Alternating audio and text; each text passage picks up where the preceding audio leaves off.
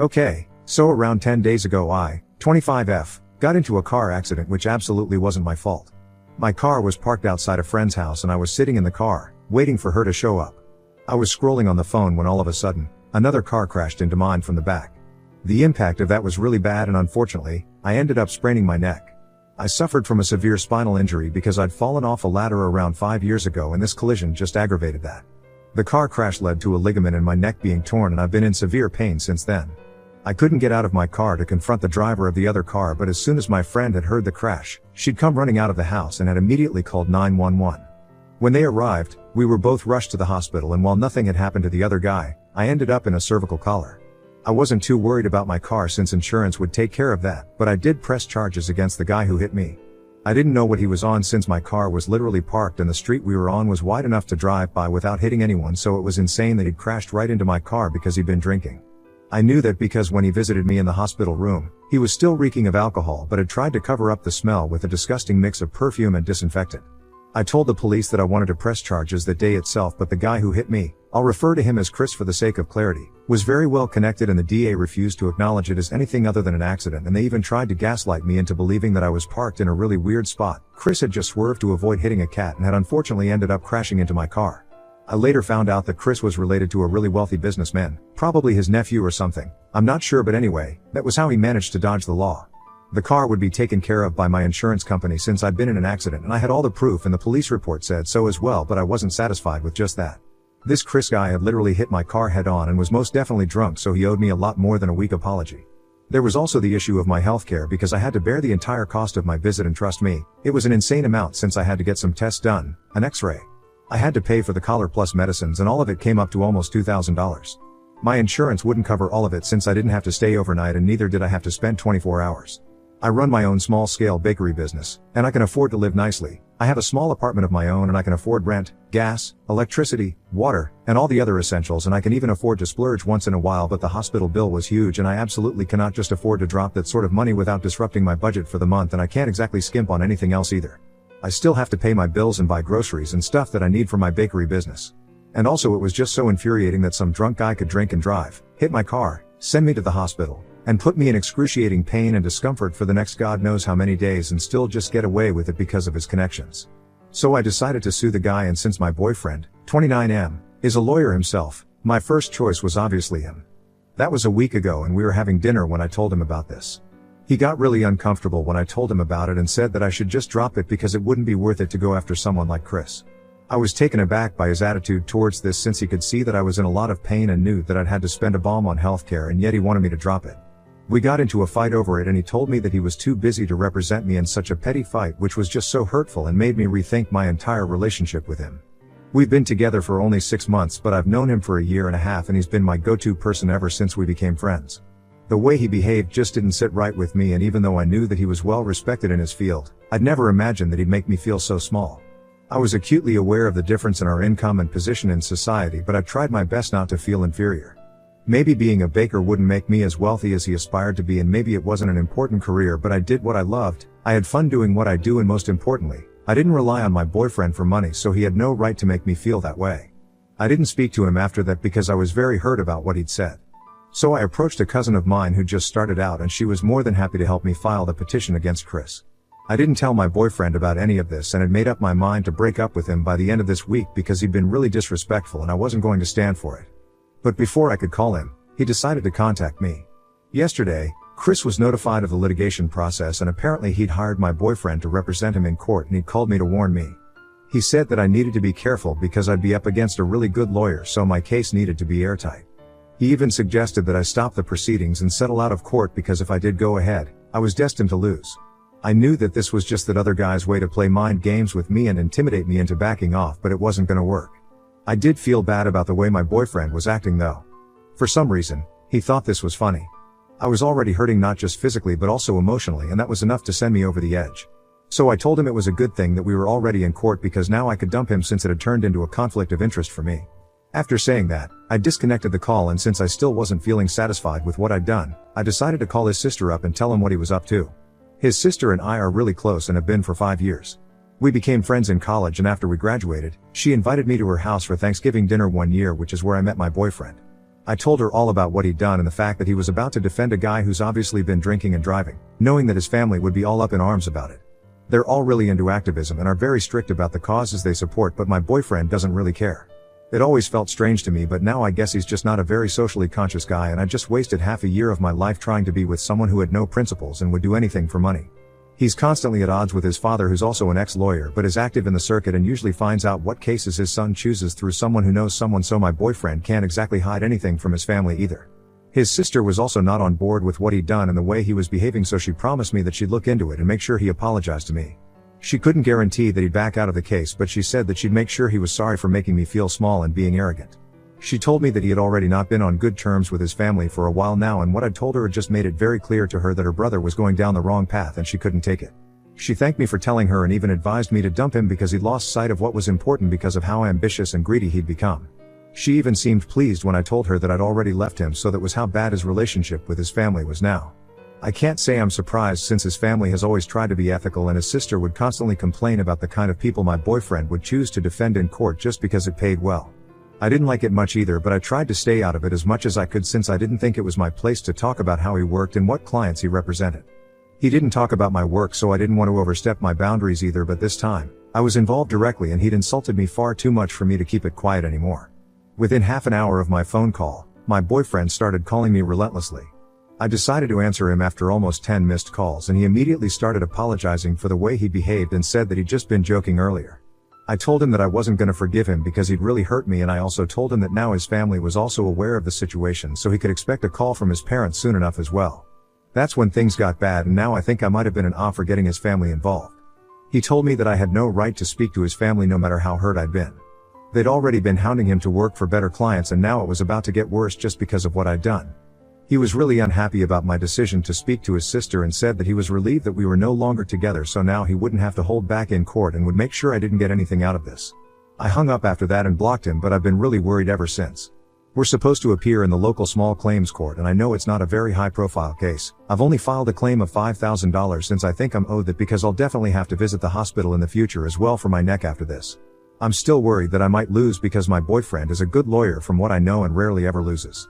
Also, I think I might have overstepped my bounds and really shouldn't have told his sister like a tattletale.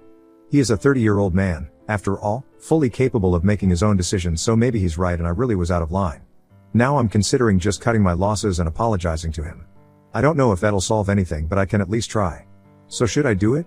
Ida for dumping my boyfriend, telling his family that he's representing someone who is certainly guilty? Update 1. Hey. So I decided not to apologize to my boyfriend because I was not wrong. I read all the messages here. I went through the comments on my post. I talked to my parents and a few friends of mine, and I really thought about this long and hard. There's just no conceivable way that I'm in the wrong here. He messed with me, so I messed with him, tit for tat. And if he wasn't in the wrong here, he wouldn't be getting so defensive either, so it's clear who has a guilty conscience in this situation and is trying to hide it by talking a big game and being overconfident. He might be a skilled lawyer, but I have the truth on my side and I have full faith in myself and my cousin. That's all I need anyway, so he can say whatever he wants, but it's not gonna faze me. I also found out that this Chris guy actually went to high school with my boyfriend and they have a couple of friends in common. I guess that explains how he seemed to know who I was talking about when I mentioned Chris earlier. His sister was actually the one who told me about this, and it all finally made sense. All of them went to the same high school, and she knew that Chris was an exceptionally spoiled and entitled brat who'd grow up to be nothing but a wastrel. He'd partied his way through life, and now, in his late 20s, he was still struggling to find his footing at any job and was a high-functioning alcoholic. It just pissed me off to no end that this guy still had a license and a nice car in spite of his alcoholism. Just because he was related to the right people and was rich enough to get away with whatever he wanted. While I still had my car in the repair workshop and had to wear a collar so that my neck would heal and would have to take painkillers every other day just to be able to work. It was so unfair already, and my boyfriend choosing to represent this idiot instead of me was the cherry on top. I guess some people really do think money comes over morals, but it's okay. That just tells me what kind of person he is. His sister also told me that they got into a huge fight over this with my now ex-boyfriend when his dad decided to confront him about what he was up to. He put his foot down and told him that he could either back out of this and choose not to defend this Chris guy, or his family would sever ties with him, and that led to a lot of drama, but eventually, my ex decided to step back and cut his parents off. Yeah, because he was getting paid a hefty amount to defend Chris, and there was no way he was letting that go. He wouldn't even choose his own family over money, so I'd been really damn stupid to think that he'd choose me over money. At least I know where I stand now, and so does his family. We're supposed to meet in court tomorrow, and I'm nervous, but I also know that I'm being honest here and he's not, and that just strengthens my faith in myself. Also, the fact that even strangers on the internet are on my side on this one speaks volumes about who's right and who's wrong. Hopefully, the judge will also be able to see that and will be able to settle this. Update 2. So this is the night before the hearing and my ex just sent me a message from a different number saying that there's still time and I can back off even now. He said that his client is willing to pay me the $2,000 plus some more and settle out of court, but I'm not okay with that. I want that guy to acknowledge that he screwed up royally and pay me no less than $5,000. I'm not even being greedy right now, I just think that that's what I'm owed because $2,000 is what I had to spend only on the day of the accident. There are more medical bills to cover because I'll have to get medicines, consultations, and physiotherapy to properly heal from this incident. I've been suffering from backaches almost daily and it's affecting my work as well. This is why I'm not willing to settle for anything less than $5,000 and I'm sure that it's completely fair and reasonable. I don't even know what the fuss is all about honestly, he's super rich so why can't he just drop $5,000 for an accident that he caused? It just doesn't make any sense. It's not my concern anyway so I just blocked the other number as well and I'm going to try and fall asleep soon so that I don't have to entertain my ex's attempts to contact me and throw me off my game. This is really the last thing that I need right now and I'm pretty sure that he's still trying to get into my head and mess with me because he thinks he's going to lose. I mean, that must be the case if he's so desperate all of a sudden. He knows he's gonna lose and is trying to prevent that now. Update 3. Hey, everyone. We finally had the hearing today and it went better than I'd expected. We were the last ones to present our case and my cousin was fab but of course, my boyfriend is more skilled and was able to get the judge to assign a second hearing. I won't get into the details because it's boring and irrelevant and the more I think about it, the more frustrated I feel because there's still a chance that I might end up losing money fighting this. I'm grateful that my cousin isn't charging me much because we're family but it's still money. I know being ethical and sticking to your principles is a great thing and blah blah blah but right now, I don't feel so good about the fact that there's going to be a second hearing. We'd managed to collect all the evidence we could find to strengthen our case but unfortunately so did they, probably with their slimy and unethical ways. They definitely had to bribe some people, I know that for a fact. Anyway, I was in a foul mood when I was waiting for my cab to arrive and then my ex decided to speak to me and make it worse. I wasn't even looking at him and was trying my best to ignore him but I didn't have my AirPods with me so I couldn't exactly ignore his voice. He told me that Chris's dad had decided to cut him off after the accident because that had been the last straw and now, he was totally on his own. He was down to the last few thousand in his account and really couldn't afford to pay me the amount that I was asking for which is why he'd asked me to settle out of court and settle for way less than what I'd claimed. I pretended not to hear him but he went on and on about how I needed to have a heart and that it was unlike me to be so greedy. After a while, I just snapped at and told him that I did have a heart but I preferred to save it for people who deserved it. And his friend Chris most certainly did not. Worst comes to worst, his parents would take him back and pay me the amount instead. I'm sure the parents who raised this man-child would make sure that their son didn't go to jail over something so petty and anyway, his uncle was rich enough to make things happen which is how they got a second hearing to happen. But I didn't have the luxury to rely on other people to bail me out of trouble constantly so neither was I being heartless and nor was I being greedy, I was just looking out for myself, and just because I wasn't constantly running after money like my ex didn't mean that I wasn't in need of it. He then stared at me and kept trying to come up with arguments against me but couldn't so his mouth just kept opening and closing like a goldfish for a few seconds.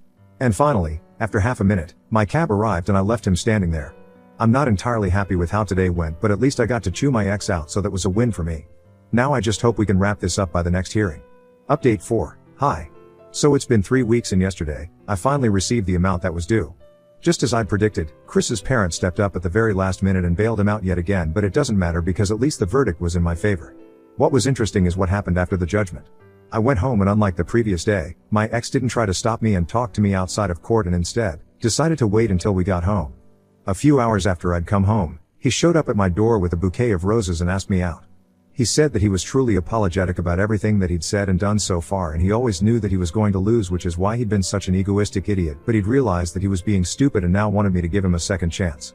I did what anyone in my place would have done and slammed the door shut right in his face. He tried to talk to me but I told him that I had no interest in entertaining him and his fake apologies so he could save his breath and just leave. The ego trip he'd been on before he lost such a petty case today was the real him and I didn't want to wait around for him to get worse. He was unethical and cold and I don't think that's what I'm looking for in a partner at all. In fact, I really don't think anyone is. So he needed to leave me alone now and regret his decisions on his own time instead of trying to argue with me or else I would report him to the cops. He left without another word and I'm hopeful that he won't come back or try to contact me later on now. I told his sister all about it and she supported my decision wholeheartedly. She told me that her parents were still not willing to speak to him and neither had he apologized to them which was nuts because his dad was also a well-respected lawyer in his prime and was better than him and had taught his son all that he knew. He's just an ungrateful and I'm glad I finally took the blindfold off and saw him for what he truly is. Now, I'm just gonna do it and hopefully, I'll be better soon. Both physically and emotionally. Now on to the next story. Story 2. Found out from daughter that wife cheated on me with guy she met at grocery store, so I did this. My wife, 33, was an expert shopper. It helps that her grandmother and mother were very materialistic people while keeping a budget. She would hunt for the perfect sale, which is why I, 37, didn't usually jump up to go with her because she could be out for 6 hours or more. She would go out once a week, every Saturday, leaving the house by 6 a.m. She'd go to Saturday's market, then go to the mall, eat lunch, and probably shop more. We were married for 8 years, and the whole time she was in the habit of doing this. She took our 5-year-old daughter with her sometimes.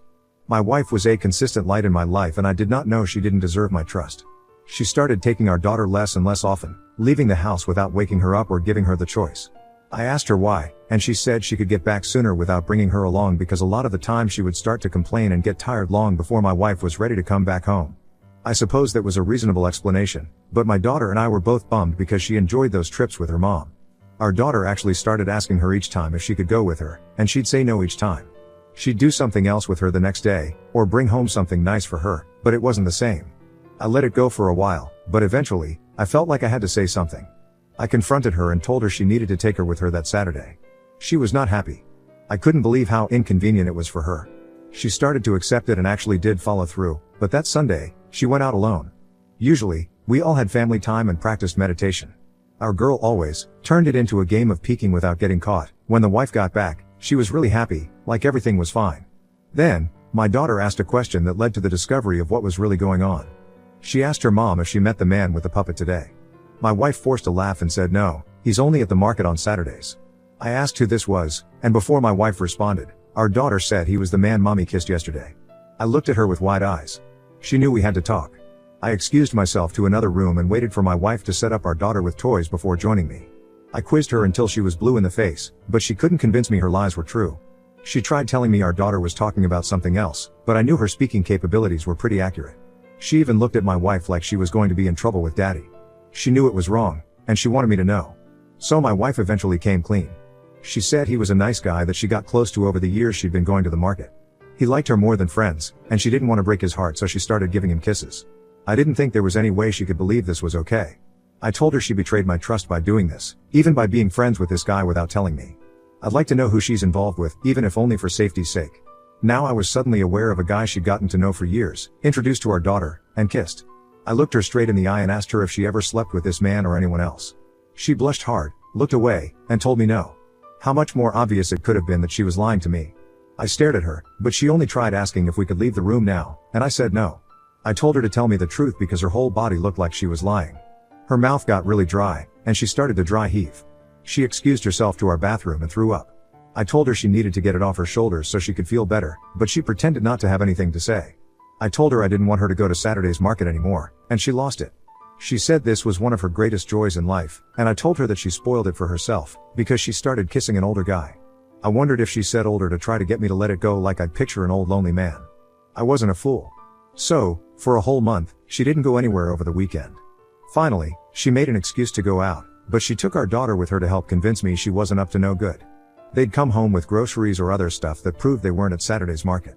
I hated that this had become an issue between us now. Every time she left I wondered if she was seeing Mr. Kisser. On the first day she didn't offer to take our daughter, I followed her. She didn't go to Saturday's market, but she did go to someone's house. Before I got confirmation, I knew this was App's house. I could feel it in my bones. It was like my wife's energy and emotion were contagious to me. I knocked on his front door after my wife went inside. App answered it, and he asked him why I saw my wife just come inside. My heart was pounding out of my chest as I pictured this guy meeting my daughter. He looked young and confused, but before he could ask me anything, I asked if he was the puppet guy at Saturday's market. He covered his mouth for a second and asked me if I was her husband. I said yes, and yelled my wife's name. She came out and he told her to leave, then he told me she introduced herself as a widower. I felt like my heart stopped beating permanently and I was only surviving off air and my still blood. My wife came rushing out like she had a right to be mad, brushing past me. I followed her. She frantically tried to get in her car, but I grabbed her keys from her and ran to my car, locking the doors. She watched helplessly as I took her house key off before giving them back. She told her parents I kicked her out for no reason, so they let her stay with them and arranged to have a truck come get her stuff. They came over to visit with our daughter and asked me what really happened. I told them the truth, and they must have made my wife's life at their house a living hell because every day she told me she hated me for telling them what happened. She moved out in just 5 weeks, opting to take turns sleeping on different friends' couches, rather than stay under their roof. The divorce went in my favor, and my wife is at least partially involved with our daughter.